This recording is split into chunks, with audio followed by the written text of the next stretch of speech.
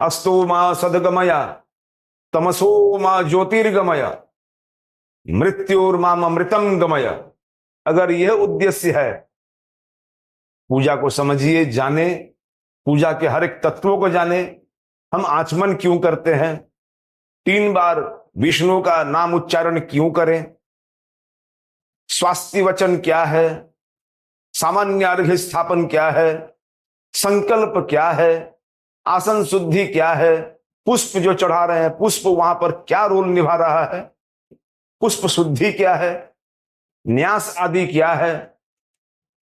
ये पूजा जो कर रहे हैं आपको ये समझ में आना चाहिए। नारी महाचंडी मुक्त केशी बलिप्रिये कुलाचार प्रसन्नस्ये नमस्ते शंकर प्रिये घोर नमस्ते। जय मां काली सर जी। जय गुरु, जय मां, जय मां तारा।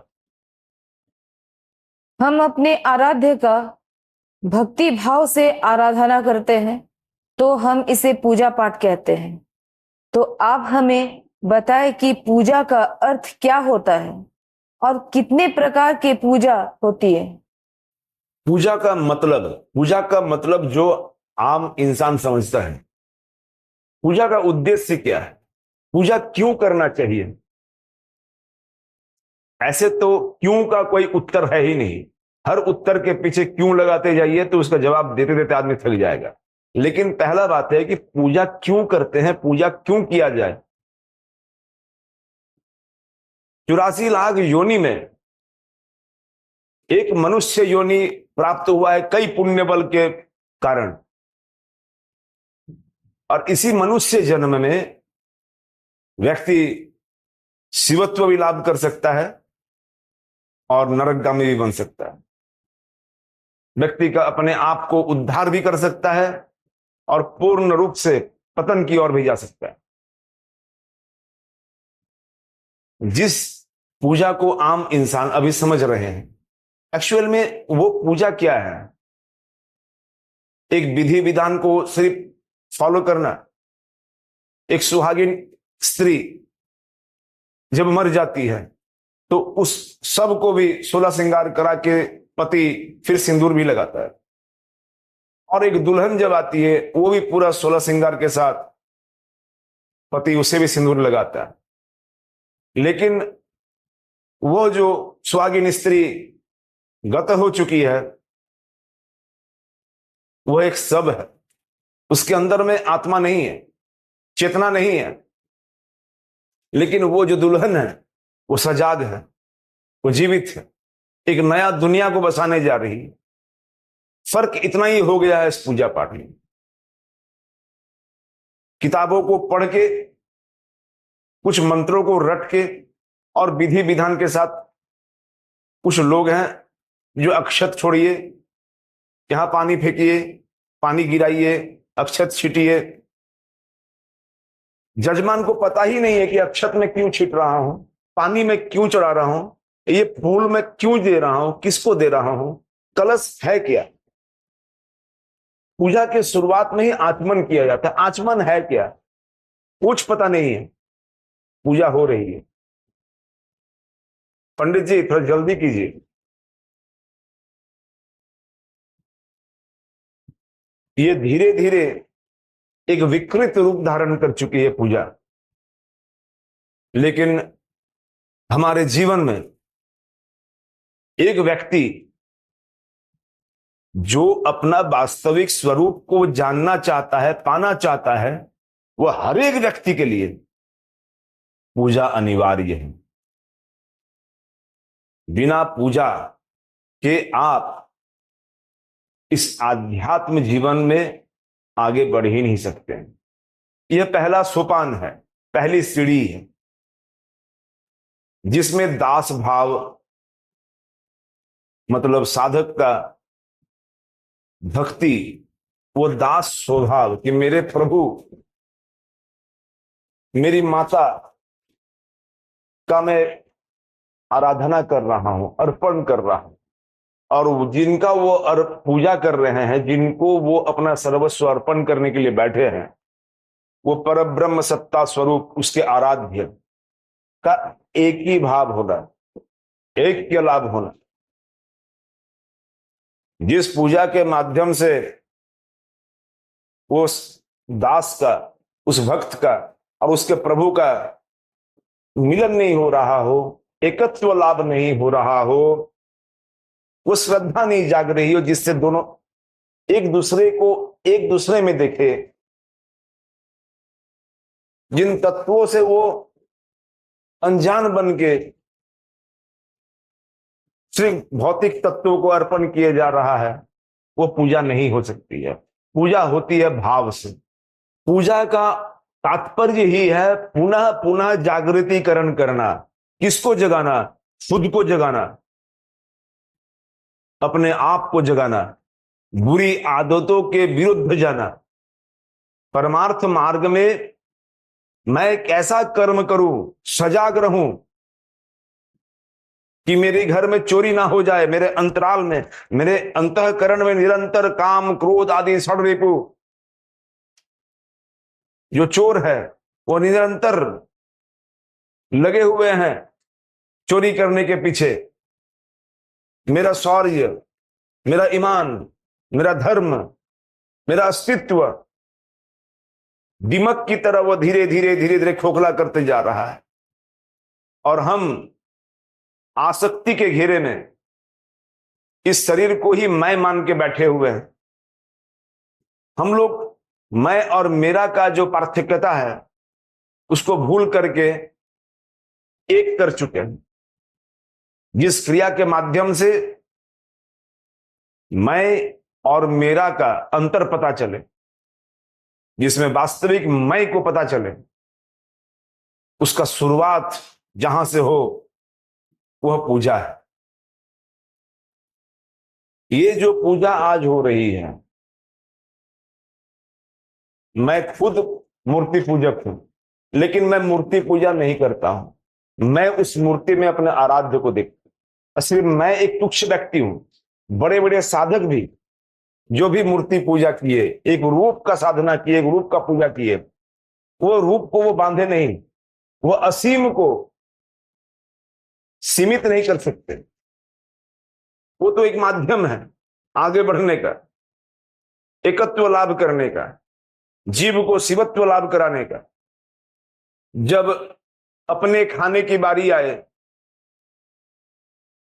तो ब्रांडेड गाय का घी, और जब पूजा में चढ़े तो थर्ड क्लास गाय का घी। जब खुद पहनने की बारी आए तो ब्रांडेड कपड़ा। जब भगवती को या अपने प्रभु को पूजा का रूप दे करके अर्पण किया जाए कोई वस्त्र, तो एक सालों का टुकड़ा या रद्दी कपड़ा। यह पूजा नहीं हो सकती। पूजा अंदर से आती है, भाव से आती है। आप चाहे कुछ भी ना दें, सिर्फ जल अर्पण करें, वो भाव आना चाहिए, वो प्रेम आना चाहिए। वो जल तत्व में ही सारा चीज ईश्वर ले लेते हैं।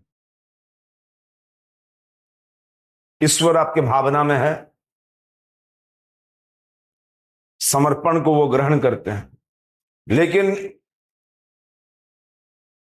जब हम लोग आंतरिक पूजा के बाहर बाह्यिक पूजा में जाते हैं, उसमें जरूर से जरूर विधि विधान, शास्त्रों का मत का अनुसरण करना हमारे लिए अनिवार्य हो जाता है। पूजा तभी मजेदार बनता है जब आप खुद जाने कि मैं क्या करने के लिए बैठा हूं। ये एक कागज का फोटो नहीं है, आपका भाव से ही वो मूर्ति देवत्व का लाभ कर रहा है। आप अगर ये सोच रहे हैं कि वो एक मिट्टी का मूर्ति है, पत्थर की प्रतिमा है, तो पत्थर है, जैसा भाव वैसा लाभ। आप जिस भाव से पूजा कीजिएगा उस भाव से ही उसे देख पाइएगा। भावहीन पूजा व्यभिचार है।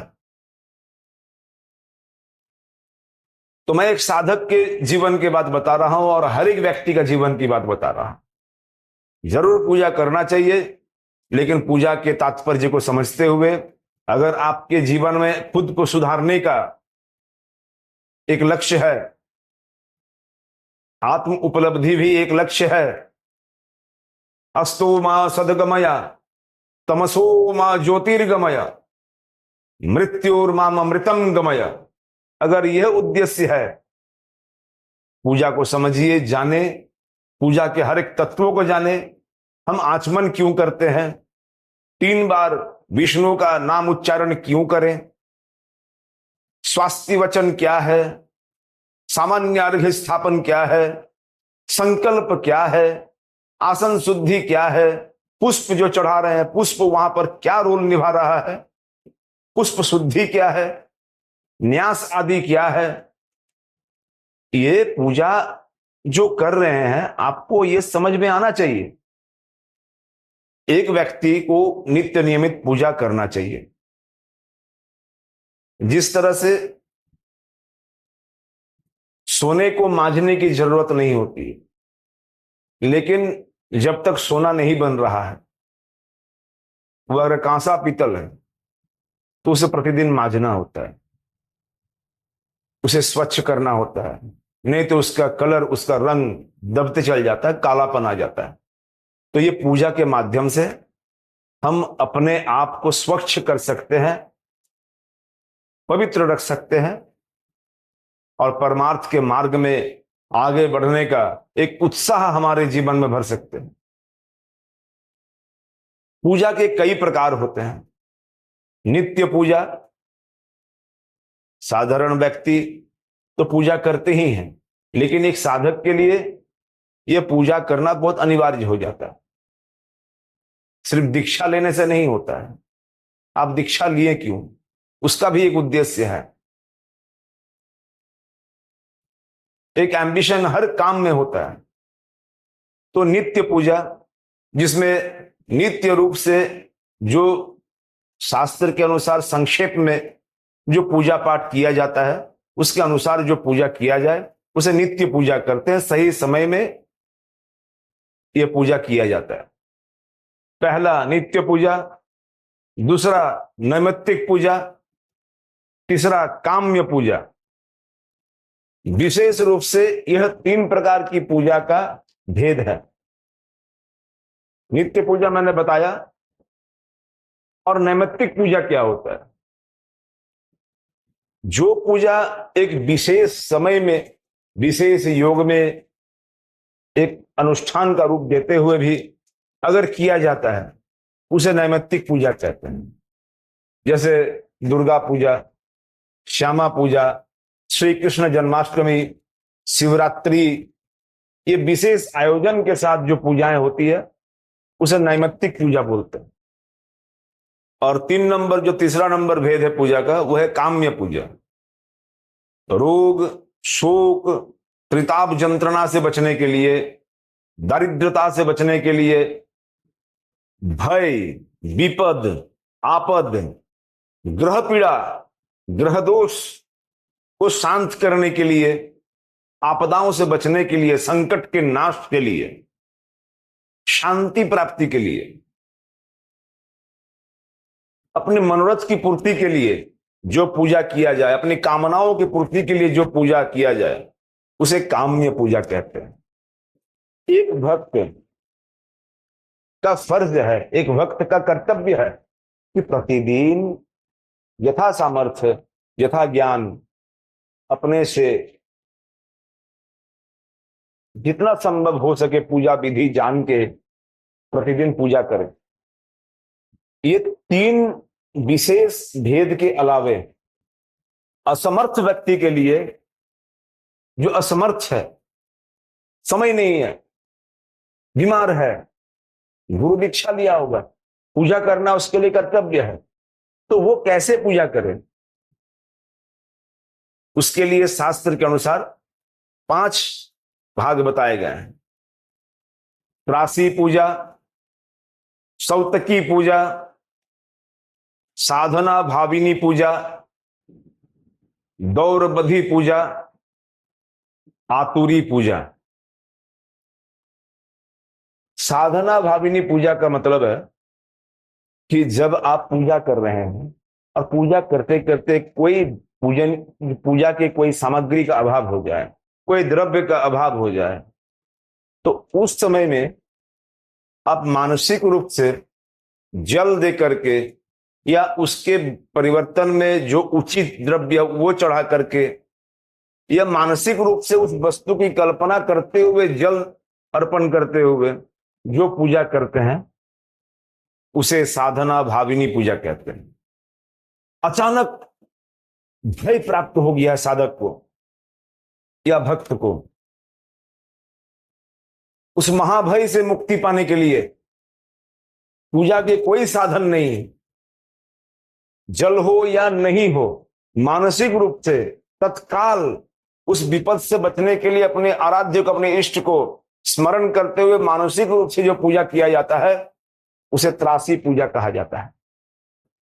दौरवधि पूजा, पूजा के बारे में विशेष नॉलेज नहीं, उस अवस्था में जब वो भक्त जैसा भी करके जो पूजा श्रद्धा भाव से अर्पण करे उसे दौरवधि पूजा कहते हैं। सौतकी पूजा, अगर सुतक दोष के कारण या असोच के कारण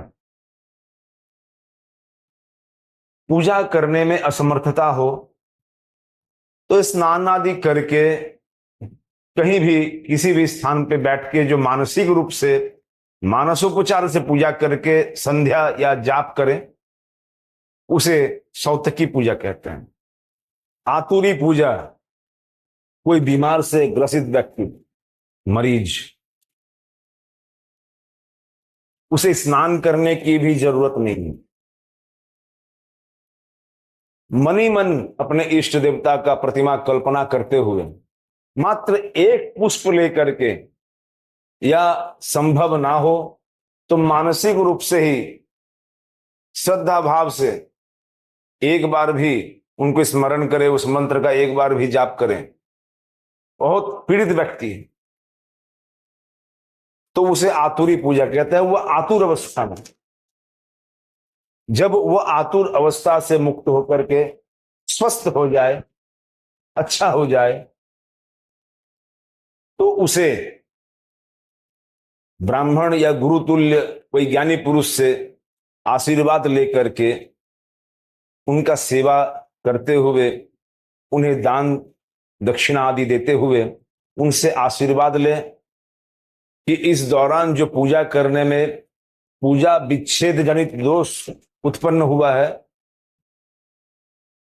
उसकी प्रायश्चित्त हो, उसकी शांति हो, और पुनः उनसे आशीर्वाद लेकर के अपने गुरु की आज्ञा से या ब्राह्मण के अनुमति से पुनः उस पूजा को आरंभ करें स्वस्थ हो जाने के बाद। तो यह आतुरी पूजा का नियम है। पूजा विशेष रूप से जो भी है भाव से है। आप क्या अर्पण कर रहे हैं, कितना कॉस्टली चीज अर्पण कर रहे हैं या तुच्छ चीज अर्पण कर रहे हैं, ये मतलब नहीं रखता है। आप किस भाव से अर्पण कर रहे हैं वो बहुत बड़ा चीज है। भगवान आपके भाव का भूखा है, आपके प्रेम का भूखा है। लेकिन जब भी हम लोग काम्य पूजा करते हैं, अपनी मनोकामना की पूर्ति के लिए जो पूजा करते हैं, उसमें टेक्निक रहता है, और उस पूजा में जो जो चीज का, जो जिस जिस द्रव्य का उस पूजा में जरूरत है, उन सभी चीजों से ही आपको पूजा करना अनिवार्य होता है। तभी आपका मनोरथ उस पूजा के माध्यम से सफल होता है, अन्यथा वो व्रत, वो पूजा सफल नहीं होता है। बहुत बहुत धन्यवाद सर आपका। दोस्तों, हमारा वीडियो अगर आपको पसंद आई है तो हमारे वीडियो को लाइक, शेयर और सब्सक्राइब जरूर करें और हमारे वीडियो को हाइप जरूर दें। धन्यवाद।